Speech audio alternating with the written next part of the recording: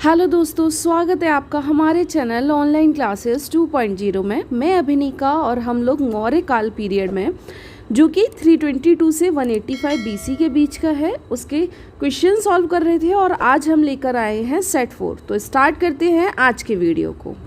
हमारा सबसे first question दे रखा है, किसने पाटलिपुत्र को पॉलीब्रोथा कहा था? ऑप्शन है मैगिस्थनीज ने, स्ट्रैबो ने, प्लूटार्क ने या एरियन ने। तो इसका जो आंसर है वो हमारा हो जाएगा मैगिस्थनीज ने पाटलिपुत्र को पॉलीब्रोथा कहा था। ठीक है, तो इसका जो राइट आंसर है वो हमारा ए हो जाएगा। नेक्स्ट क्वेश्चन है, मौर्य काल में एग्रोनोमाई किसे कहा जाता था? ऑप्शन है भवन निर्माण अधिकारी को, सड़क निर्माण अधिकारी को, कृषि विभाग का अधिकारी या नापतोल का अधिकारी। तो याद रखिएगा, सड़क निर्माण के अधिकारी को मौर्य काल में एग्रोनोमाई के नाम से जाना जाता था। तो इसका जो राइट आंसर है वो हमारा बी हो जाएगा। नेक्स्ट क्वेश्चन है, मौर्य काल में गुप्तचरों को क्या कहा जाता था?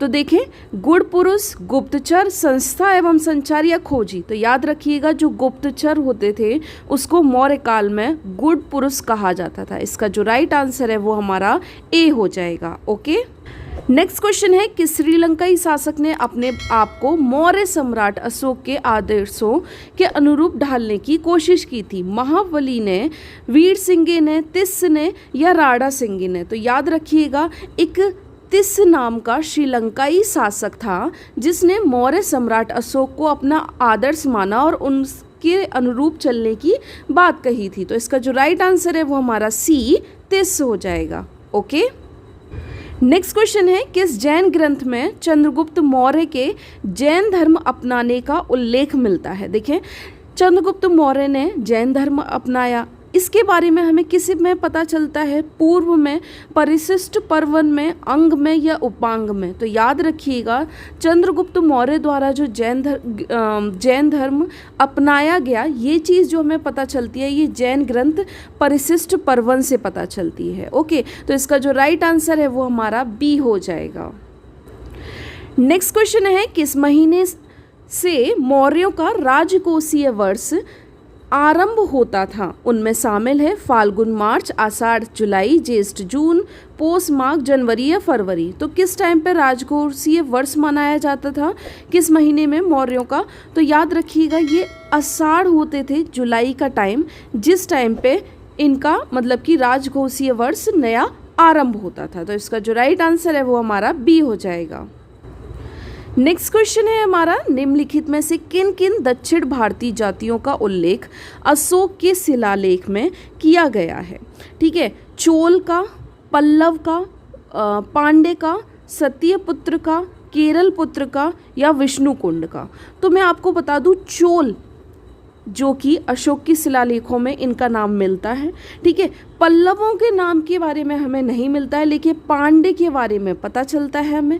ठीक है, वहीं सत्यपुत्र जो हैं उनके बारे में भी पता चलता है और केरल पुत्र इनके बारे में। तो जो मिलते हैं वो एक चोल हो गया, पांडे हो गया, सत्यपुत्र हो गया और केरल पुत्र हो गया। तो ऑप्शन में एक तो सेकंड वाला नहीं आना चाहिए, ठीक है, और एक हमारा ये 6th नंबर वाला नहीं आना चाहिए। तो जिनमें ये हैं उन्हें हटा दो। देखो, इनमें सेकंड है तो ये हो नहीं सकते। इसका जो राइट आंसर है चोल, पांडे और सत्यपुत्र के बारे में पता चलता है और केरल पुत्र। इसका जो राइट आंसर है वो हमारा ए हो जाएगा। ओके, नेक्स्ट क्वेश्चन है, अशोक के बारे में जानने के लिए महत्वपूर्ण स्रोत है क्या था? अशोक के बारे में सबसे ज़्यादा जानकारी हमें कहाँ से मिलती है? क्या वहाँ आहत मुद्रा हुआ करती थी, शिलालेखों से, यूनानी लेख से या बौद्ध साहित्य से? तो याद रखिएगा, अशोक के सबसे ज़्यादा शिलालेख मिलते हैं। इसी टाइम पीरियड से शिलालेख का प्रचलन ज़्यादा मतलब उभरा था और स्टार्ट हुआ था। तो अशोक के बारे में जो महत्वपूर्ण स्रोत है वो हमारे शिलालेख हैं। तो इसका जो राइट आंसर है वो हमारा बी हो जाएगा। नेक्स्ट क्वेश्चन है, अशोक के काल में कौन सी लिपि दक्षिण भारत में प्रवर्तित हुई थी? मतलब कौन सी दक्षिण भारत की तरफ गई? क्या वो ब्राह्मणी थी, अरमाइक थी, क्या वो अरमाइक थी, खरोष्टी थी या यूनानी थी? तो इसका जो राइट आंसर हो जाएगा वो हमारा ए, ब्राह्मणी लिपि हो जाएगा। अशोक के काल में ये जो लिपि है ये दक्षिण भारत में प्रवर्तित हुई थी। तो इसका जो राइट है आंसर वो ब्राह्मणी लिपि। ओके, नेक्स्ट क्वेश्चन है, अशोक का अभिलेख भारतीय उपमहाद्वीप के बाहर भी पाया गया है, निम्नलिखित में से किस देश में यह पाया गया है। देखिए, अशोक के ज़्यादातर हमें महत्वपूर्ण जो स्रोत मिलते हैं उसमें सबसे ज़्यादा अभिलेख और शिलालेख मिलते हैं, ठीक है। ऐसे ही भारतीय उपमहाद्वीप के बाहर भी, मतलब अदर कंट्री में भी अशोक के शिलालेख मिले हैं। तो वो कौन सी कंट्री है? क्या वो अफगानिस्तान है, या वो चीन है, या वो वर्मा है, या नेपाल? तो याद रखिएगा, अशोक का जो अभिलेख है ना वो अफगानिस्तान से मिलता है, ठीक है। तो इसका जो राइट आंसर है वो हमारा ए हो जाएगा।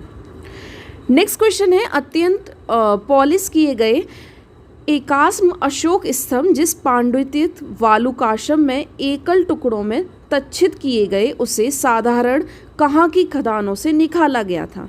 क्या वो मिर्जापुर के समीप चुनार से निकाला गया, लोरियानंद गढ़ से निकाला गया, वाराणसी के समीप सारनाथ से मिला, या भुवनेश्वर के समीप उदयगिरी से? तो याद रखिएगा, ये जो मिले थे ना, ये मिर्जापुर के समीप चुनार से खदानों से निकाले गए थे। तो इसका जो राइट आंसर है वो हमारा ए हो जाएगा। नेक्स्ट क्वेश्चन है, भारतीय लिखने की कला नहीं जानते हैं, यह किसकी उक्ति है? इसके ऑप्शन दे रखे हैं, कौटिल्य, प्लिनी, प्लूटार्क या मैगस्थनीज। तो याद रखें कि मैगस्थनीज जो चंद्रगुप्त मौर्य के टाइम के पीरियड में आए थे, ठीक है, उन्होंने कहा था कि भारतीय लिखने की कला नहीं जानते हैं। तो इसका जो राइट आंसर है वो हमारा डी हो जाएगा। ओके, नेक्स्ट क्वेश्चन है, किस मौर्य सम्राट ने एक विदेशी राजा सीरिया के एंटियोकोस से अंजीर, शराब, दार्शनिक को भारत भेजने का आग्रह किया था? क्या वो चंद्रगुप्त थे, क्या वो बिंदुसार थे, अशोक थे, या कुणाल थे? तो याद रखिएगा, बिंदुसार, ठीक है, चंद्रगुप्त मौर्य के बेटे हुए बिंदुसार, ठीक है। उन्होंने विदेशी राजा, सीरिया के राजा थे एंटियोकोकस, उनसे अंजीर, शराब, दार्शनिक को भारत भेजने का आग्रह किया था। तो इसका जो राइट आंसर है वो बी, बिंदुसार हो जाएगा। ओके, नेक्स्ट क्वेश्चन है, अशोक द्वारा कलिंग पर चढ़ाई की जानकारी के लिए कौन सबसे महत्वपूर्ण स्रोत है? क्या वो महावंश है, दिव्यावदान है, 13वां बृहद शिलालेख है, या 7वां स्तंभ अभिलेख है?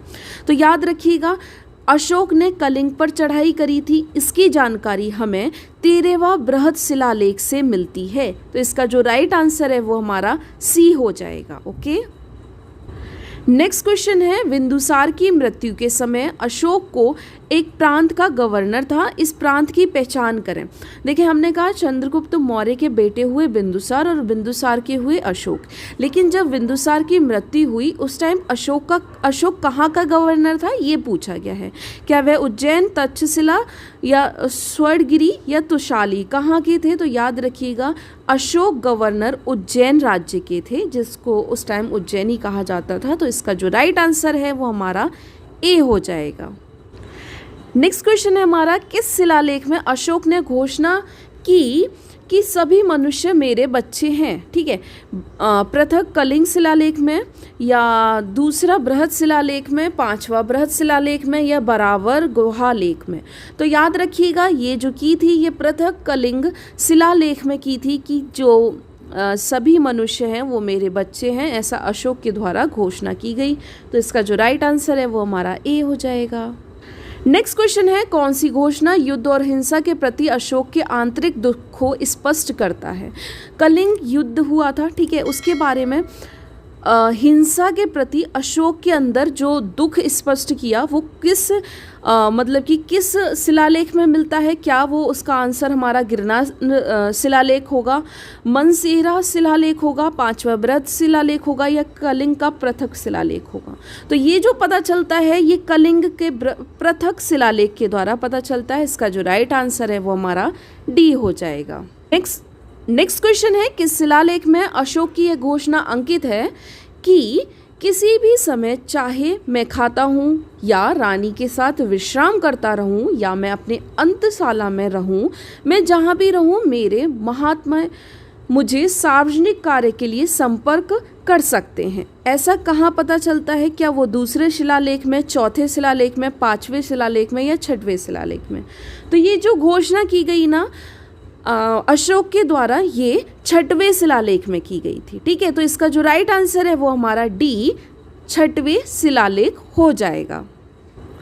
नेक्स्ट क्वेश्चन है, निम्नलिखित में से कौन अवरोही क्रम में जिला स्तर के अधिकारियों का नाम बताता है? ऑप्शन है प्रादेशिक, राजुक, युक्त।